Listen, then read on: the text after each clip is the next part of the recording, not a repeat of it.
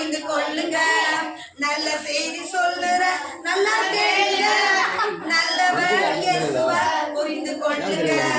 அவர் செய்த அற்புதம் உலகம் கொள்ளாது. அதை சொல்ல சொல்ல வாழ்க்கையில நேரம் பத்தாது. அவர் சொல்றா நல்ல செய்தி சொல்லுற நல்லா கேளுங்க. நல்லவர் இயேசுவை புரிந்து கொள்ளுங்க. நல்ல செய்தி சொல்லுற நல்லா கேளுங்க. நல்லவர் இயேசுவை புரிந்து கொள்ளுங்க. அவர் செய்த அற்புதம் உலகம் கொள்ளாது. அது சொல்ல சொல்ல வாழ்க்கையில நேரம் பத்தாது. அவர் செய்த அற்புதம்